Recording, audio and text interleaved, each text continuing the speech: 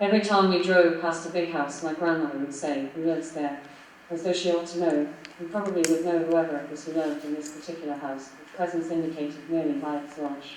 And each time my mother would answer, "I don't know," and my grandmother would act disappointed, shrug and look out of the window in the other direction, and would be silent for a bit. I remember seeing her hands folded on her lap, where they fell off with a shrug, and watching her, wondering what she was remembering, wishing for morning.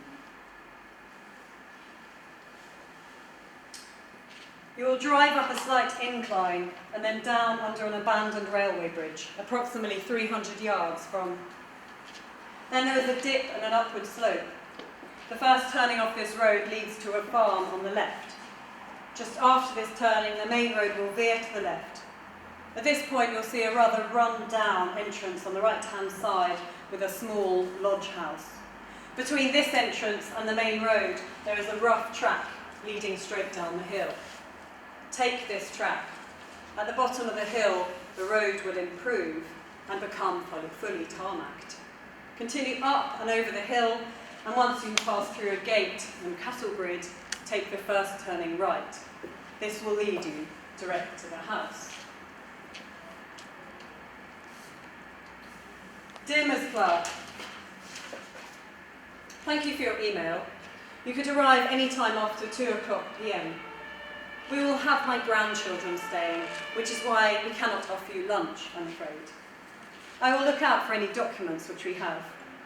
To get join the M6 until 3 miles after, then take the A7 to in, follow signs for, and in, follow signs to, go through, and after 3 miles you come to, the gates are on the left-hand side, 200 yards after the 30-mile-an-hour speed notice. Once in the park, keep to the right by a yew bush and go through to the south side of the front door. We look forward to seeing the three of you anytime after 2:00 p.m. Yours sincerely. So Helming, well, it's been in town since we came here in 1480, and they built the house as it stands today. And every generation, therefore, has sort of brought pictures of furniture. And I think I'm the 19th generation for the family to live here at home.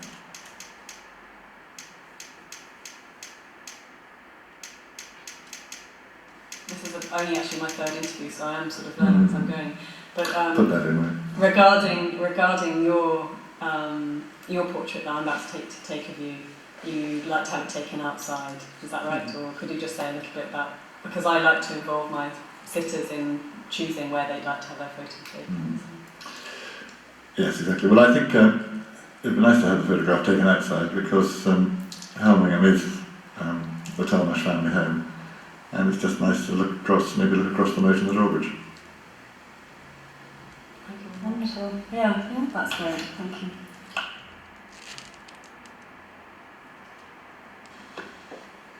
For German sociologist Max Weber, class involved the determination of life chances through the structure of property ownership and the operation of the labour and capital markets. Status, on the other hand, involved the determination of life chances through the distribution of prestige and the formation of definite styles of life and patterns of privilege.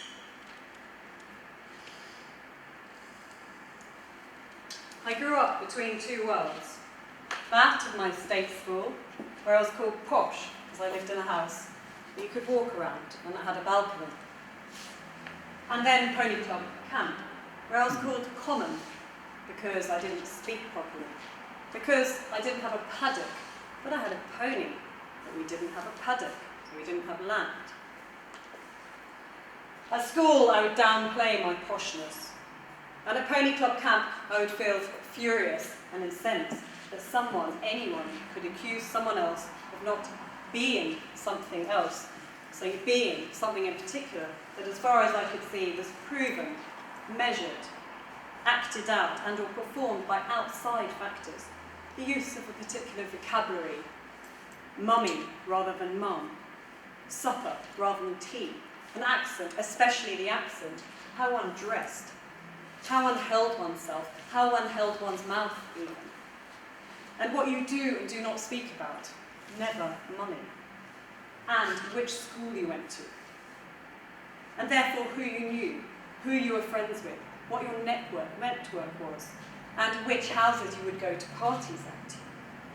Plus, crucially, what it entailed and meant to be either a boy or a girl, both now and into the future. My other main contact with the other side, was through my friend Serena.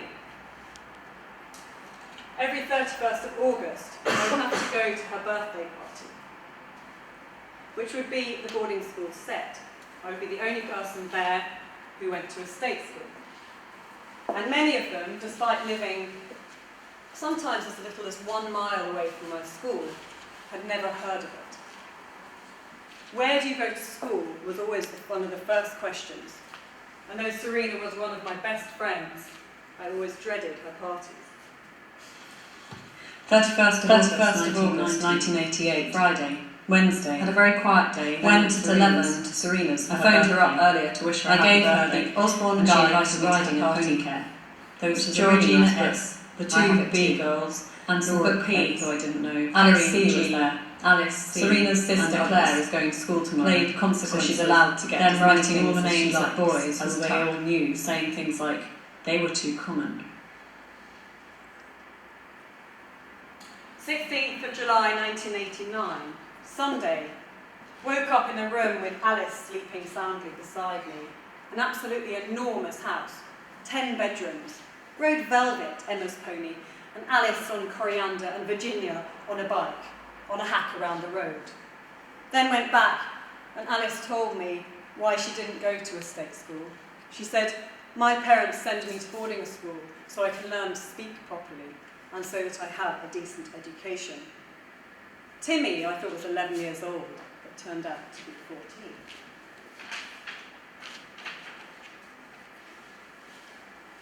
This lecture has stemmed out of a project I've been working on for more than 10 years. It all surrounds this guy here, who is George Richmond, who was a Victorian portrait artist, lived from 1809 to 1896. He is my great-great-great-grandfather. And he's said to have produced, in his lifetime, more than 3,000 portraits. He portrayed famous people, such as King Edward VII, the writer Charlotte Bronte,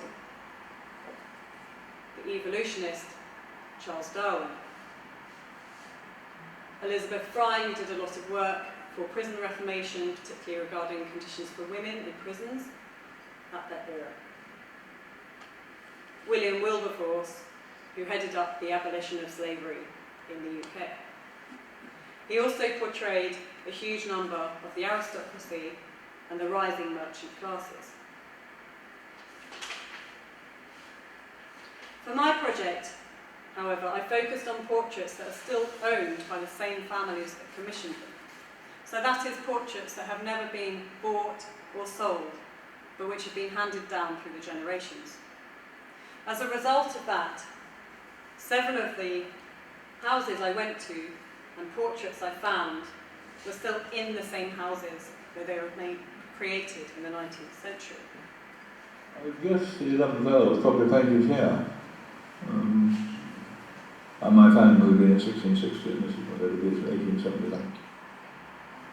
So the project took me on huge houses to very remote places in England, Scotland, and the Channel Islands, and even at one point I had an exhibition in Australia, and weirdly just before I had an email from someone who found out about my project, and he was in Melbourne, so I also found some Richmond portraits in Melbourne, some Kilberts just outside Melbourne.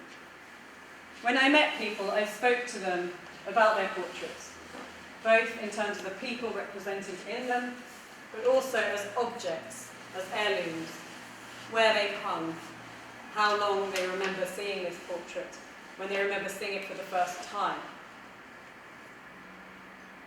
And through this, I began to understand that someone talking about their ancestors and about their ancestral objects is actually a way of talking about themselves.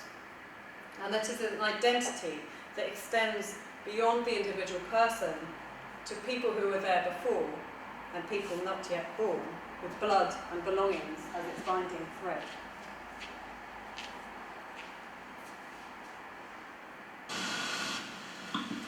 Rollo and Janie Clifford of Frampton, a huge house and estate in Gloucestershire that has been in the family since the year 1320, were interviewed in 2012 by artist Grayson Perry for a Channel 4 documentary series about taste. Grayson asked them about all the old stuff they had hanging around in their home. Rollo Clifford responded by saying, "It's quite cool to wear your father's or your grandfather's clothes, as they were so well made in those days." Janie added, "The girls in the family do it too. We wear my mother's clothes, my grandmother's clothes and my great-grandmother's clothes because not much gets thrown away."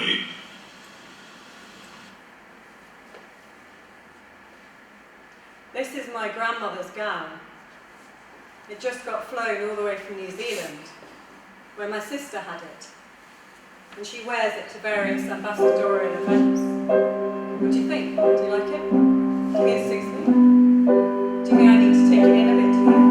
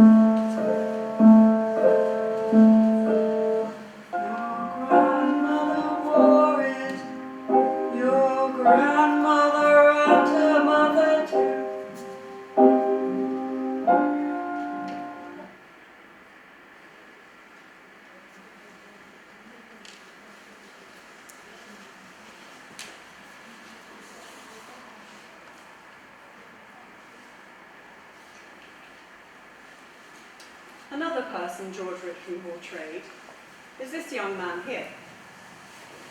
This young man here. This man is called Edmund Wall. He's portrayed here as a boy leaving Eton College. For those of you who don't know what Eton College is, usually just called Eton, it's considered the kind of backbone of the British class society. It was founded by Henry VI in 1440 to provide free education at that time for 70 poor boys. They would then go on to King's College in Cambridge, which he founded a year later in 1441. Today, school fees are in the range of £32,000 a year. It is still in for boys. However, coming back to this young man, George Richmond was commissioned at one point to be the official portraitist for the boys leaving Eton, for the leaving portraits. And Edmund Wall, who went to Eton, is my great-great-great-grandfather on the other side of my family. This means one great-great-great-grandfather portrayed the other. And this framed photocopy has hung in my parents' house for a very long time. And the original hangs in the headmaster's dining room at Eton. So this is Eton, courtyard. Here is the dining room, along with the other boys here, and here is Edmund Hall there. A friend suggested I should tell you something about this coincidence. And they got rather excited and invited me to go and visit it. And I must have done something right, for then they offered, because I'd said I wanted to do this project of tracing portraits, and they offered to run a very small article in the Old Etonian. This is a magazine that goes out to every person who's ever gone to Eton, which is a pretty huge network these days, considering how long the school has been around. They also have a system where it has only recently finished, where if you go to Eton, if a man goes to Eton, his son automatically has a quite good chance of going to Eton.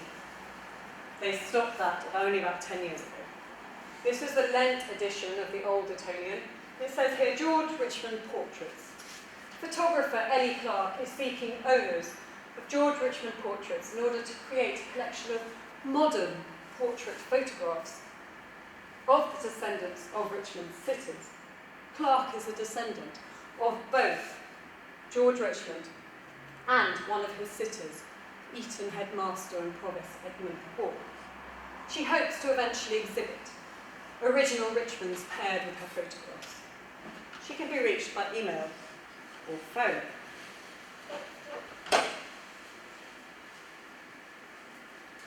My uncle sent me this scan saying, "Dear Eleanor, your project will have gone out to countless Voldetonians, you see.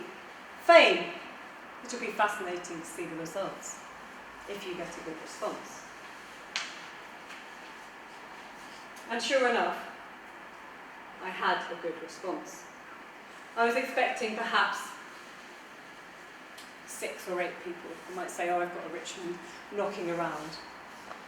And actually what I didn't say is that in years before this, in the 90s, I did a project even for my A-level history of art, where even then I found portraits that were not listed in the one book there is about George Richmond. So although he did 3,000 portraits in his lifetime of pretty much anyone who was important in the Victorian era, and if you look up almost anybody who was an architect or someone doing something, very likely there'll be a portrait by George Richmond. But despite this, there's only one book.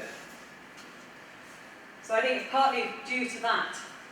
I had literally over 60 emails from people. And these were from not just people who are Mr. or Mrs. or Ms., but Lord, Lady, Viscount, Baron or Countess. I was living here at the time. I had no idea how I was going to respond to all these people.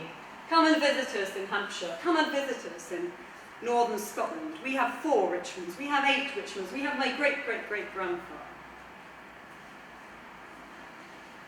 Dear Miss Clarke, I saw the puff for your project in the OE organ. We have 2 Richmonds, Arthur Scott 1853 and Walter Scott 1855. Their youngest brother is my great-great-grandfather. They had no children, so I can offer you no descendants, only collaterals like me. Do get in touch if you're interested. We are in Hampshire.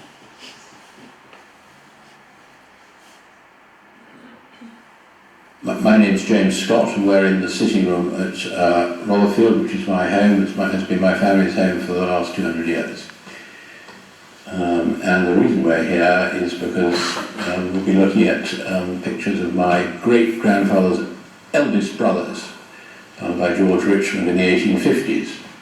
They were very clever young men. They were absolutely brimming with grey matter. Unfortunately, this didn't extend to the practical side of life, because they went off to Australia and lost an enormous amount of money trying to set up a sort of ranching type operation in Queensland. And indeed my own great-grandfather was writing 5-figure cheques to pay off the loans from the Duke of Grafton's trustees in the middle of the First War, so 50 years later or so. So They were a bit of a fiasco, but they certainly made lovely pictures. So after the first wave of people I had contacting me, who I tried to respond to, mostly saying, thank you, I'll figure out when I can come and see you, I live in Berlin. I had another wave of people who said, oh, I met Lord so-and-so at a dinner party, or I met Viscount someone else, and he said, you're doing a project about George Richmond. So then I had a second wave of people, and it was really then that I realised how connected this whole group was. And also, that if I pissed off one of them, I was going to lose the whole lot. So I also realised that I had to behave. I had to be, when I went to the houses, I had to be a good guest. I had to be a direct descendant, a female direct descendant, an art history graduate. And I had to know the grammar of composure in such fine company.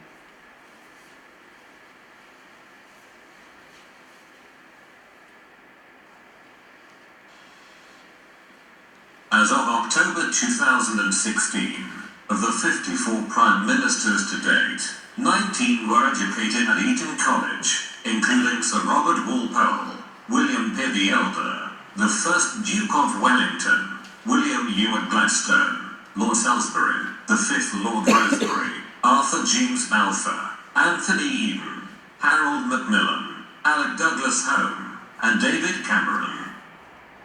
And in fact, the image you saw with the oil painting in it before, in the red room, that was the house of Alec Douglas Home. I met his son, and that's who you heard talking. So Eton, I mean, this is an incredible number, 19 out of 54 Prime Ministers, all educated at Eton. And so Eton has been described as the chief nurse of English statesmen. I was also interested, though, in my research to discover that both Aldous Huxley, who wrote Brave New World, and George Orwell, 1984, Animal Farm, also went to Eton. But in any case, it was the double bind, the double accident of my ancestry that granted me the access to people's homes. It granted me their trust. But it was also, crucially, the endorsement by Eton College that made people allow me in. And also, I literally did not contact one person cold. Everybody came to me through this. I mean, with 60 people, I wasn't exactly chasing up more people to visit. So slowly, I went around the houses. I visited castles, manors, rectories, and houses beginning with B. One person said to her husband, "She's rather bohemian, darling, isn't she?" at the dinner table that they'd invited me to stay at. Another said, "What was it like being at state school? Was it very scary?"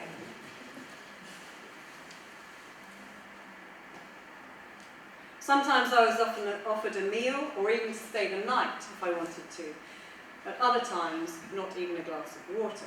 And bearing in mind, I'd probably been in the car for at least 4 hours, if not longer, driving to these houses and following complicated directions that Google Maps did not find you to. And I glimpsed treasures in some of the houses. I glimpsed Titians, Rembrandts, and Gainsboroughs. But in others, I saw threadbare carpets and ill-fitting clothes. In one house, I was shown the curtains that were bought on the marketplace in Paris after the sack of Versailles, and the letter that Marat was writing as he was murdered in the bath. And some people reveal very intimate things about their lives. Difficult childhoods, nasty schools, and dramas in the family, both in the past and today. But little by little, no matter what happened on the outside, the project started reflecting back at me. I met other descendants of George Richmond. He had 19 children, and 13 of them survived to adulthood, so my claim to be his descendant is not, at this point, particularly unique.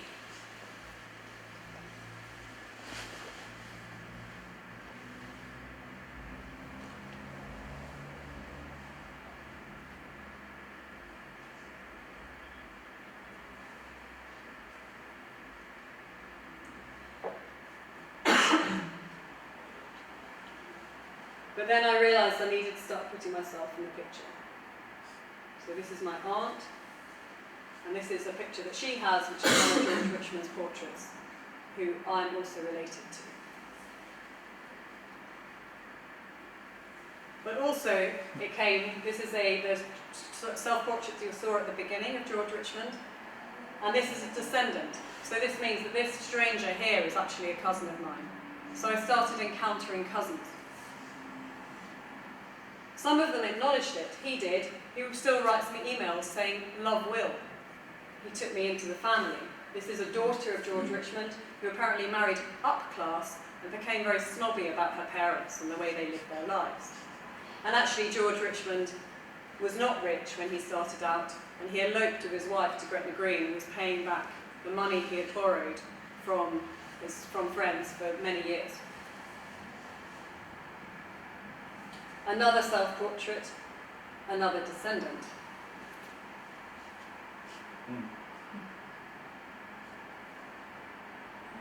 And then it was the uncanny experience of being presented with my own family tree in a stranger's house. There's me, there's my sister, my dad, my aunt. So this is when I had to arrange that I was also in the picture. And eventually the project brought me all the way home to my mum. And this girl here is actually the daughter of Edmund Waugh. So she is my great-great-grandmother. And this is a project that could be another one, but she was brought up, being the headmaster's daughter, was brought up at Eton College, which is a project in itself about how it was to be raised as a girl in this very prestigious boys' school.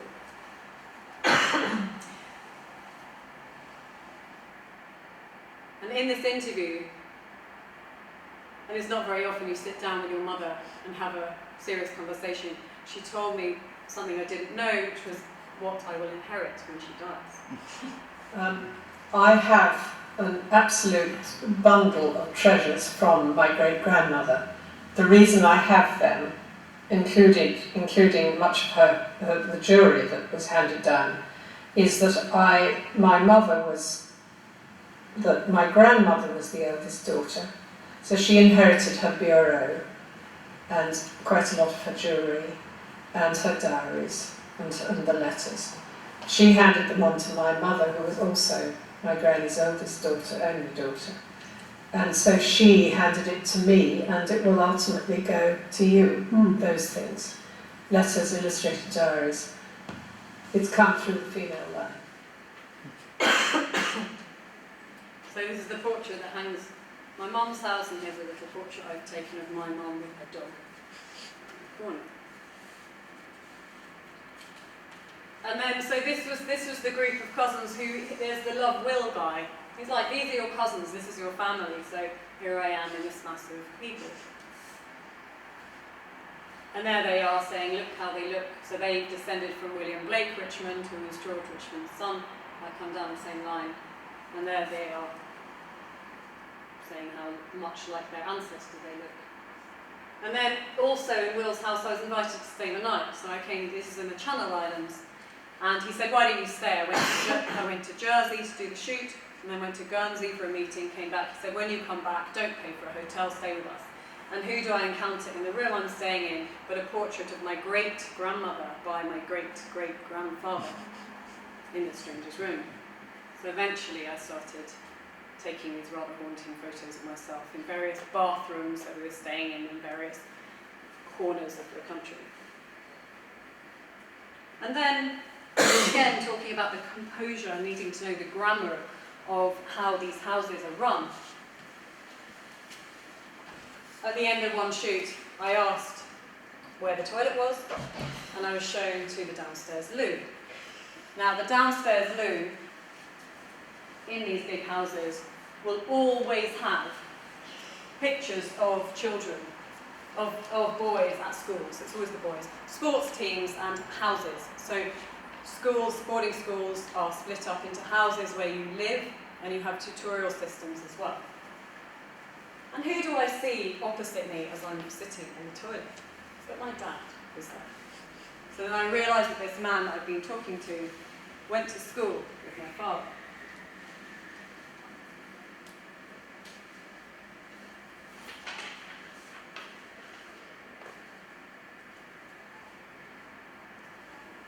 He's always come alive because of the letters he's written during his mutiny, which my father's kept. And I was always amused that he took time off during the fighting to write a letter to his tailor, ordering more cloth for his next garment. So, And did it say what kind of garments it was that he was? well, I seem to remember it was blue. Can you remember what it was? Yeah. Blue cloth, I do remember. He was very worried about the weight of the cloth. It was extraordinary in the hot India to be thinking about all that.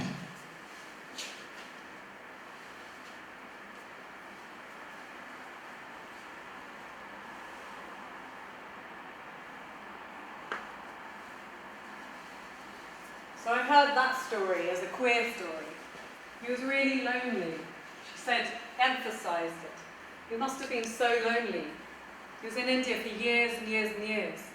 Didn't marry for ages. Eventually he did go back to England. Eventually he married a woman. Eventually he had one child. This is the portrait. He had one child in the end, but all she has actually are lots and lots of letters to her tailor, ordering more cloth for his next garment. And in fact, a lot of the stories I was told referred to younger sons. It was almost always younger sons because the elder sons in these big house situations, in order to keep the house and the land and the belongings together, they have a system called primogeniture, the firstborn son. The firstborn son gets everything. The younger sons will have probably an allowance, but they have the freedom to choose a different job. So if you're born the first son, you have to learn how to run the estate. And in fact, these stories that I had referring to the younger sons, obviously this period was the height of the colonial period in history. And a lot of the younger sons chose to leave England and to go to India or to Australia or another part of the world that was governed by the UK at the time.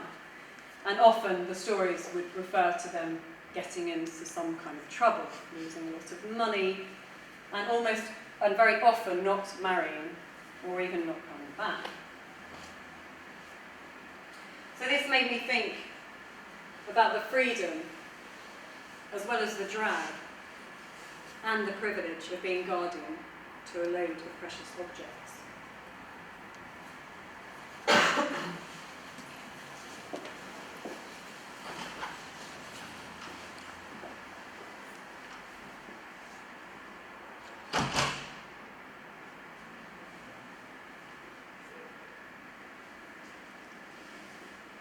One summer, at the arrangement of our mothers, I found myself sharing a horse box at Pony Club Camp as a place to sleep, with Melissa D.W., who, 3 years older than me, I found incredibly sexy, super grown up and confident.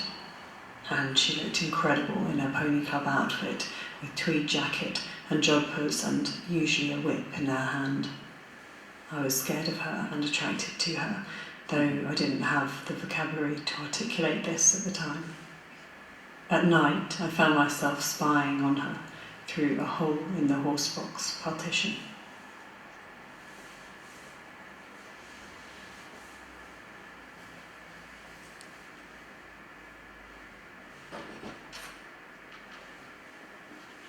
The boarding school set of people that I was mixing with were one side. And they were mostly children of friends of my parents. My father was teased at his school for living in a house that had a number on a street, rather than the house that had the, or was a manor, or just something hall of the place where it was. He lived at number 16, something road. The children I hung out with, on the other hand, the people I was friends with, were those from my state school. They were my local friends, and many of them lived in council houses. A lot of them had very little money. My best friend had no telephone at home, so we knew exactly how long 10p lasted. I went to a few schools though, because I think my parents couldn't quite work out what they were doing with my education. Politically, they were very against the private school system. And I think they bonded partly due to their shared dislike of this system that they were flung into. But practically, they were about the only people of their friends who were doing this. In any case, this mixed class upbringing resulted in me continually having the feeling of not quite fitting in for a number of different reasons. The first time I was called classy as a compliment was by my first boyfriend, Tom Hawthorne, who said, "You're a classy girl." And I took this as a compliment because I knew that's how he meant it, but also felt exposed. But speaking of classy, what do you think? You like it? Think it looks good? This is the Eton uniform, actually. Well, it's part of it. I couldn't get the pinstripe trousers, couldn't find them, and this is obviously a bit ragged. And I actually wrote to my cousin, because in fact my father went to Eton, and his father went to Eton, his brother went to Eton, his brother's son, so my cousins of my generation, also went to Eton. My mother's father went to Eton, my mother's brother also went to Eton. And had I been a boy, I would have been called Hugo, and I would also have gone to Eton. Although quite how my parents would have afforded it, I don't know. My dad would have had to have a different job, and we would have had a very different lifestyle altogether.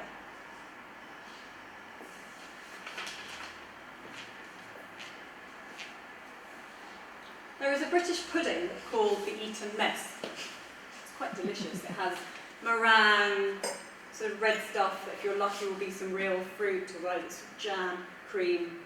It's served at schools. And apparently at Eton on the 4th of June, which is some kind of anniversary. More recently, Eton Mess has been used to refer to the state of British politics, particularly regarding Brexit. For both David Cameron, pictured here, and Boris Johnson both went to Eton. It is indeed an Eton mess. But alas, or perhaps few, I was not Hugo, and so I couldn't go to Eton, which is still only for girls. I'm in fact the eldest daughter of an eldest daughter of an eldest daughter, going right back. And there are actually some benefits of being an elder daughter. And I'm going to sing you a song about this.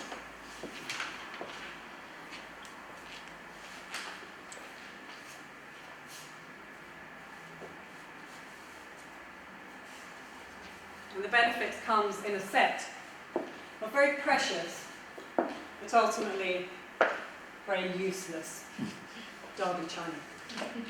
And since every time I sing this song it goes a bit differently, I'm going to get Jan here to remind me of the script every now and then.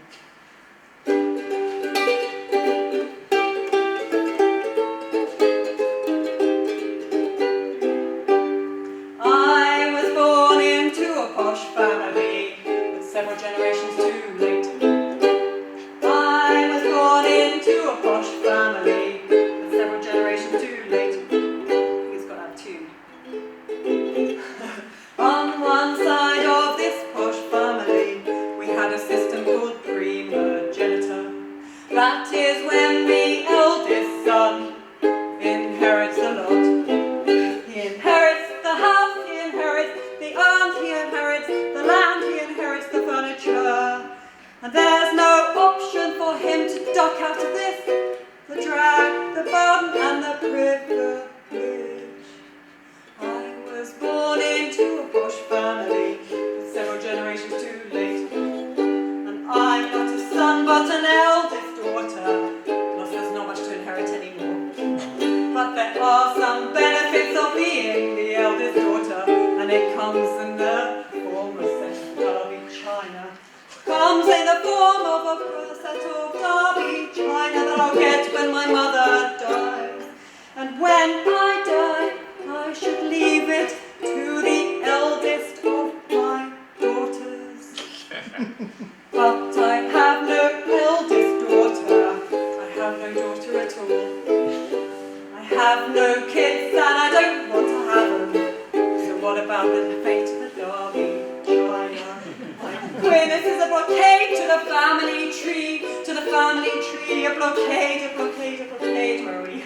And having no daughter puts the fate of the Derby China into a state of uncertainty. Oh, what shall I do with the Derby China when I die? Oh, what shall I do with the Derby China when I die?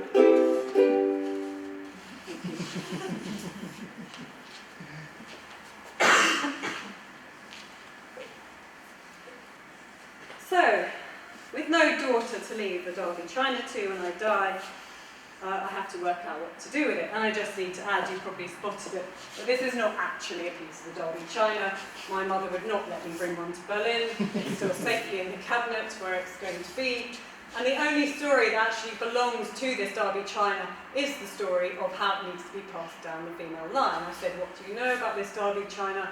And that's all she knew. This I found in Brighton about 3 weeks ago for £1 in a junk shop. And so that's the amount. And thankfully I don't have the Derby China yet, and I hope not for a good while. But not everybody follows the rules of inheritance. This is Christopher Walker, who is a cousin of mine, who I knew was a cousin of mine, saw him at family weddings, that sort of thing. But I didn't know him. And I interviewed him for this project in 2014 because he has this very beautiful portrait, which you've probably seen also projected, which is a portrait of William Blake Richmond by his father, George. And when I met Christopher 2 or 3 times. I went to his house, and he showed me the portraits he had, the letters, other memorabilia, and he also told me some queer stories about our family that I didn't know about before. Sadly, he died of cancer 2 years ago, and he left everything to a man that nobody in my family had ever heard of. And the man himself had no idea until the funeral that he was going to inherit this whole house. But in an email before he died, he told me that he wanted me to have this drawing, which he had spoken about, and I have a recording of him talking about the sketch and how he was quite pleased to find this sketch, which he saw as having a little frisson. And so I wrote to Simon and forwarded him the email and said, Christopher wanted me to have this. And Simon is now living in Christopher's house. And so I went last month to London and picked it up. And we spoke about rave music in the 80s.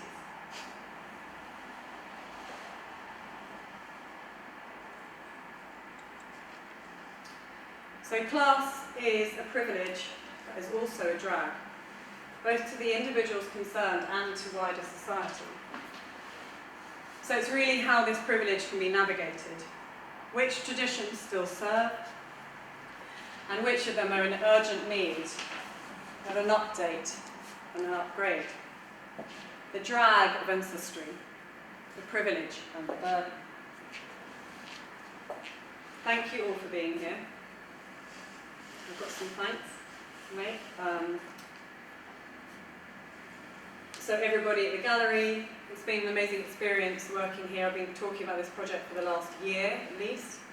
And thank you to everybody listed here, particularly to Kathleen and Solved, who literally for 2 days were just magic with their installation skills.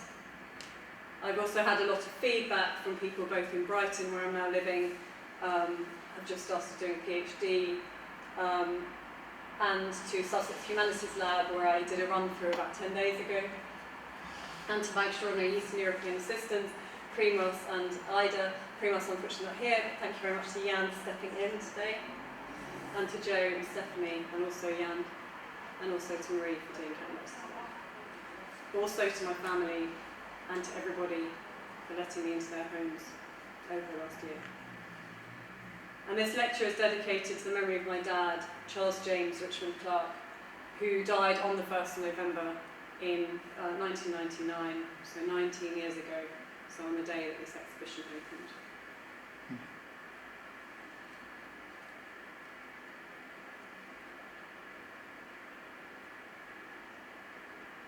And this is the last thing I'm going to make you listen to. So I'm Lord Thomas here at Helmingham Hall, and we decided to have this interview in the village room.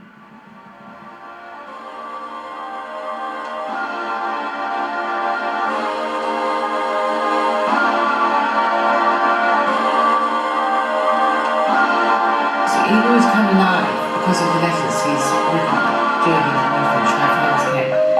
And I was always amused that he took time off during fighting to write letters to his tailor. And we decided to have this interview in the village room. He always come alive because of the letters he's written during his youth, which my father's kept. And I was always amused that he took time off during the fighting to write a letter to his tailor.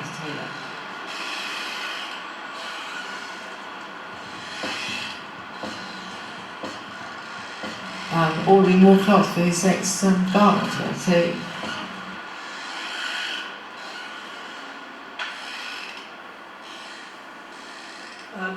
I have an absolute bundle of treasures from my great-grandmother. The reason I have them ordering more cloth for his next garment. So jewellery was handed down is that my mother was, my grandmother was the oldest daughter. So she inherited her bureau and quite a lot of her jewellery. And did it say what kind of garments it was? That he was? well, I seem to have blue. Can you remember what it was on? Blue cloth. I do remember. He was very by the way. My name's James Scott, and we're in the sitting room at Springfield, which is my home. My father shared the last interview.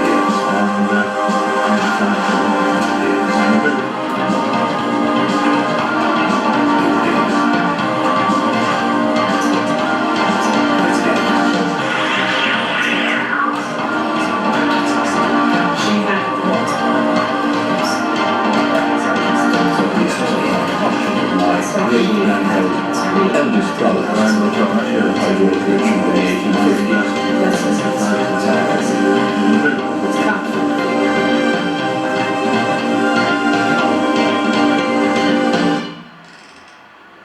They were very clever young men.